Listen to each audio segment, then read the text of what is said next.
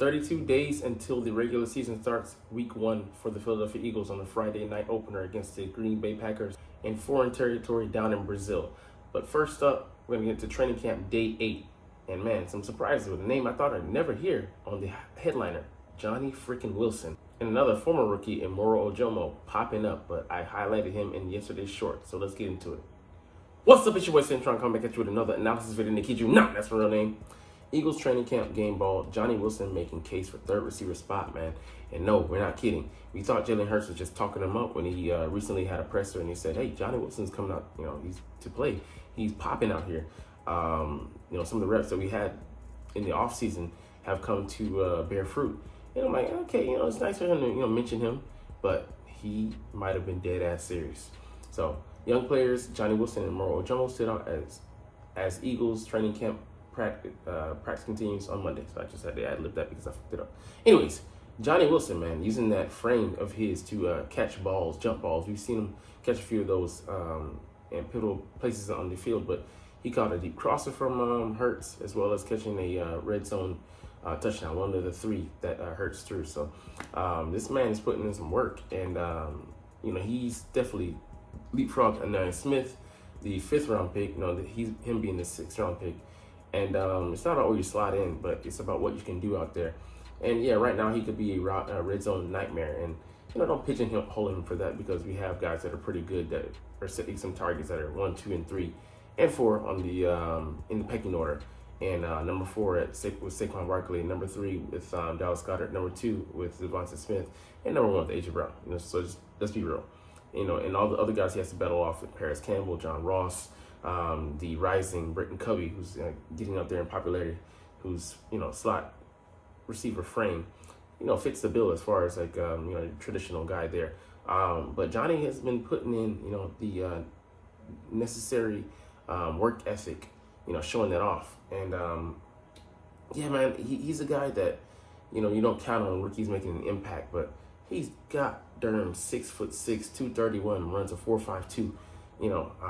Has a wingspan in the 99th percentile. It's crazy. So the guy from my alma mater, Florida State, woo, should be able to do some things out there, man.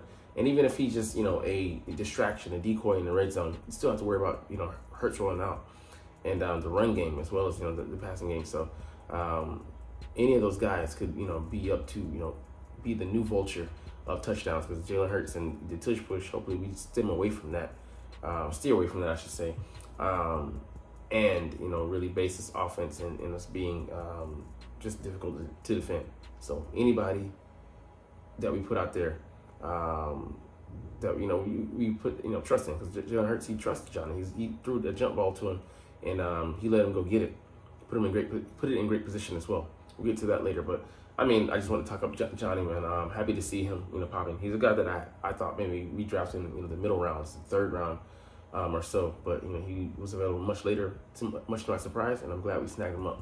Could be a real matchup nightmare for the NFL. All right, defensive ball goes to Moro Ojomo, a guy who only had 68 snaps last year, and he really did show up in the run game in quite a few of them. In preseason, you look at him in the Ravens game, he's beating double teams, filling in the right gaps. Just looking like a potential nightmare monster out there. And, like he said, we need, we're leaning on each other.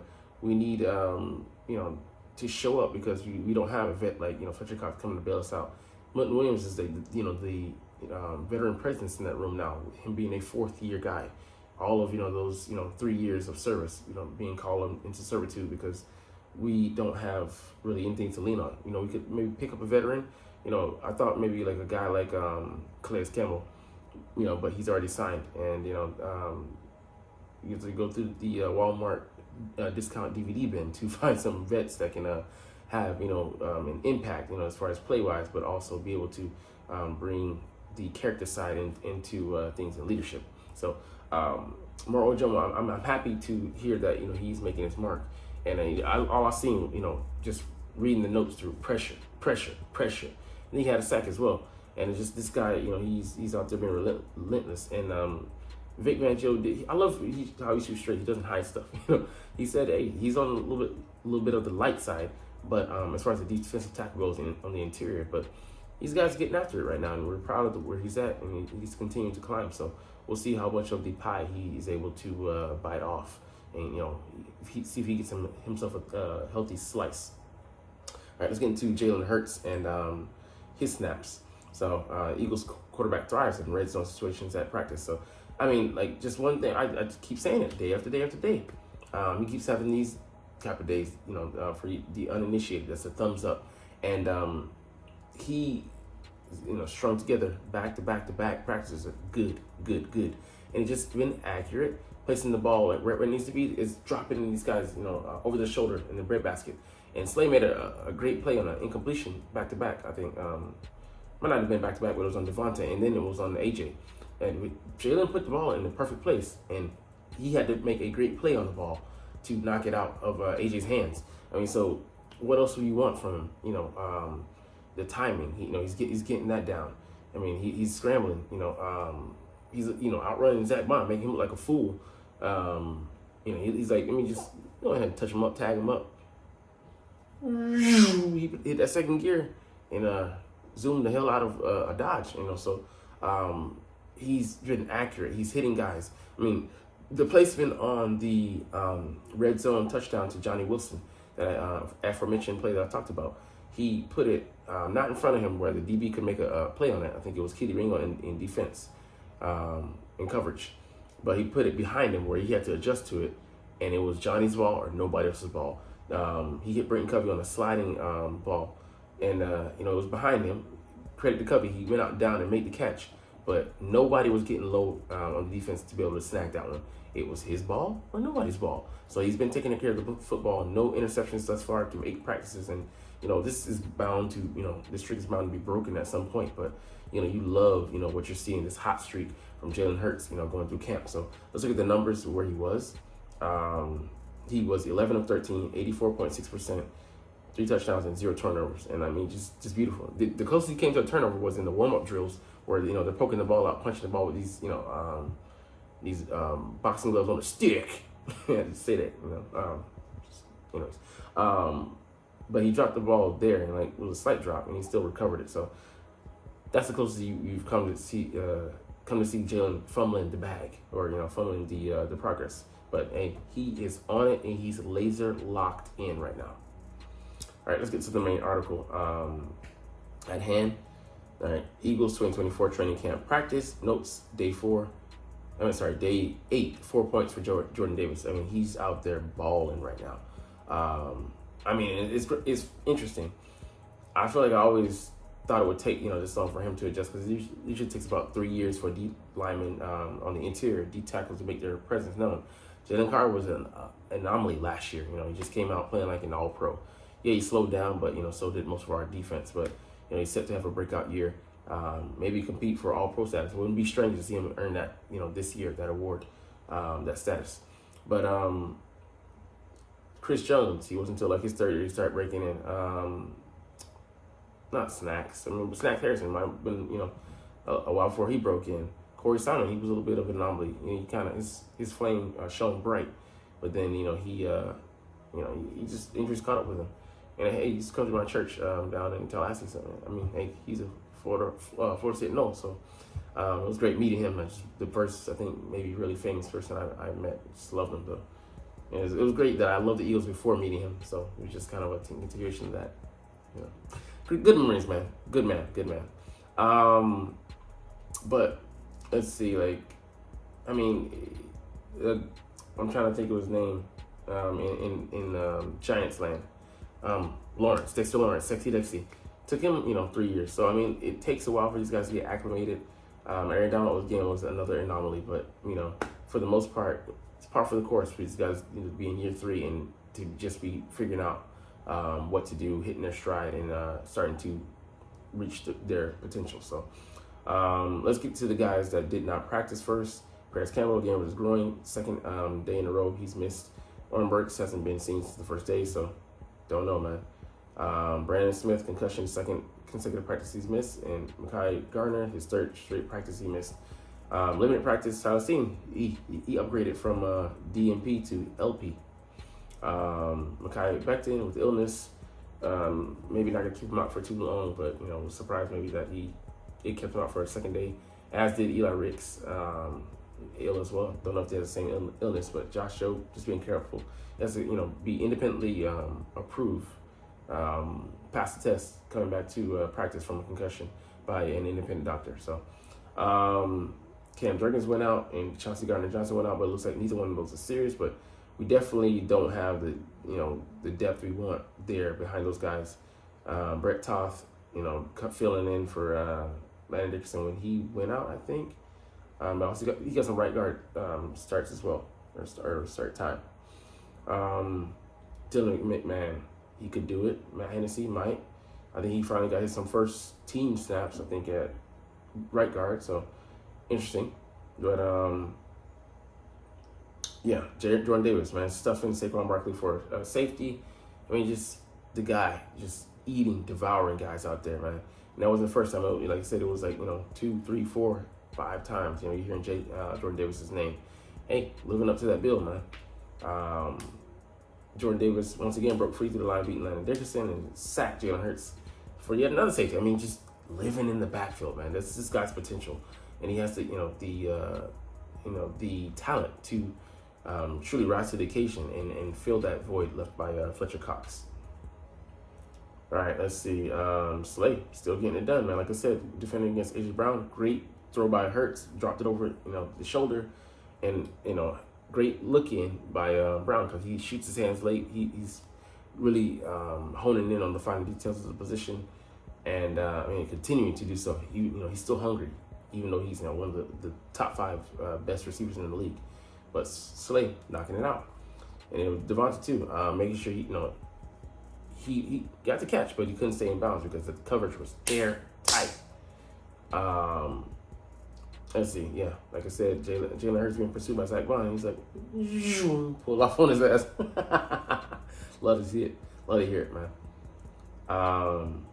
But yeah, I mean, like day 4 or 5, 3, 4, 5 was, I think, like shaky. I mean, like good. I mean, sideways, shaky, or something like that. But anyways, like on another site, but let me go to. But hey, back to back, stringing together these practices, man. Hurts, man, just on it with Johnny Wilson. Catching over Keely Ringo. Keely Ringo's getting that work. That's why he's following behind Isaiah Rodgers. And I love to hear about this. Quinton Mitchell making physical play in the run game when he met Kenny Gainwell in the hole. So he's getting the starts in the slot. We'll see how that continues to develop. Maybe not the starts, but he's getting some play there. But didn't do it too much at Toledo. But it could be called upon to do that because Cooper DeJean is right now icing up. Zach Bond made a nice play on a screen pass, sniffed it out, and it went pretty much for a big loss. So I like that, but then he got caught on that bootleg to the TD pass in the flat to Devonta Smith. So I like that. Nolan Smith, I like that for Smitty, but Zach, Nolan Smith got full on misdirection to Barkley, and he had some problems with his eyes passing the smell test. Doesn't make sense, but anyways, as a rookie, so hopefully he can batten down the hatches on that. Shipley continues to be a liability in pass pro, and I like the guy like Isaac Grando, my friendo, who went to the 49ers, who just keep getting striking gold, ironically. Since there's some gold diggers. They're running back, but he was actually a decent guy in pass pro, but Will Shipley as a liability of his, and he can't do that. He's not going to be able to stay on the field, and he'll just be not a gadget guy, but he'll have a very defined role. All right, N'Kobe Dean running over Shipley in the blitz, so can't have that. And then Tanner McKee throwing a ball to Sean Stevens, who took it to the house. I like him for the practice squad, and maybe our future nickel, but at least a guy that adds tremendous depth to us moving forward, and then just we're stocked at the position. But yeah, the linebackers that we have all have blitzing experience, both in college and at the pro level. Zach Bond had a couple sacks as an edge, and he can be that hybrid on the inside. Devin White with 23 career sacks, which is tremendous for an inside linebacker. And both in their last years at Georgia and Clemson, respectively, Jeremiah Trotter and Nakobe Dean getting some sacks in. Yeah, blitzing linebackers, man. I found it interesting that Devin White said, I got to prove to Vic that I can do it. You know you can do it. You have 23 career sacks, but he wants to come in to new defensive coordinator, not skate on reputation alone, and prove that he's able to fill that capacity. That tool in his tool belt is actually not an empty weapon, not just something you're brandishing. It's actually something that bam, got some bite to it.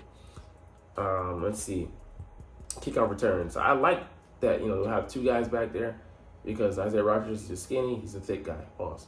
Thick guy and a skinny guy. Pause. Semi-thick guy and then the regular guy who's on the punt return. So I agree with it. I like the combination of Rodgers and Shipley. We'll see how that goes. But this is our sprinter and this is our guy who's definitely fast enough. But he's gonna be wiggly. So it's gonna be pretty much like a run play, like a zone. It could be a zone play. It could be almost anything, a counter, a tray, some option back there. You never know, but they're trying to add excitement with this play, and I'm excited to see how it's going to work. So it's going to be vanilla, definitely in the preseason. Nobody's going to show anything, especially like the team like the Ravens, who has former special teams head coach. Let's see. Gainwell, I don't mind him being back there because I disagree with this. Because he's a running back, break tackles. That's the thing.